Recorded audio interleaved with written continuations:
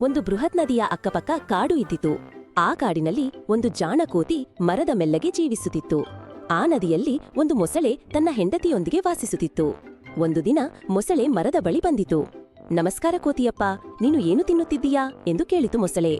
ಕೋತಿ ಸ್ವಲ್ಪ ಹಾಸ್ಯದಿಂದ ಉತ್ತರಿಸಿತು, ನೋಡು, ಈ ಹಣ್ಣುಗಳು ಬಹಳ ರುಚಿಯಾದವು, ಬಾ ನೀನು ತಿನ್ನು. ಮೊಸಳೆಯು ಹಣ್ಣು ತಿಂದಿತು. ಅದು ತುಂಬಾ ಇಷ್ಟ ಆಯಿತು. ಇವನ ಪತ್ನಿಗೂ ಇದರ ಬಗ್ಗೆ ಹೇಳಿ ಅವಳು ತಿನ್ನಬೇಕು ಎಂದು ತೀರ್ಮಾನಿಸಿತು.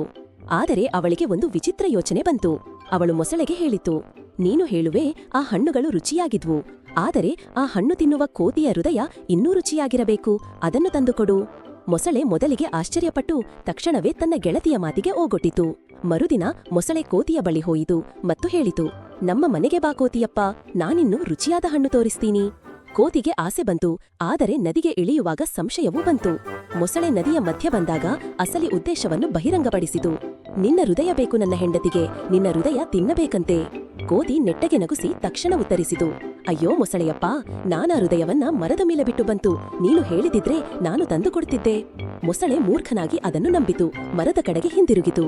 ಮರ ತಲುಪಿದ ತಕ್ಷಣ ಕೋತಿ ಚುರುಕುತನದಿಂದ ಹತ್ತಿ ತನ್ನ ಸ್ಥಿತಿಗೆ ಹಿಂದಿರುಗಿತು. ಅಯ್ಯೋ ಮೊಸಳೆಯಪ್ಪ, ನೀನು ನಾನ ಬುದ್ಧಿವಂತ ಎಂದು ಭಾವಿಸಿದ್ದೆ, ನಾನ ಜೀವ ಉಳಿಸಿಕೊಂಡೆ, ನೀನು ನಿನ್ನ ಸ್ನೇಹವನ್ನ ಕಳೆದುಕೊಂಡೆ. ಮೊಸಳೆ ಲಜ್ಜೆಯಿಂದ ನದಿಗೆ ಹಿಂದಿರುಗಿ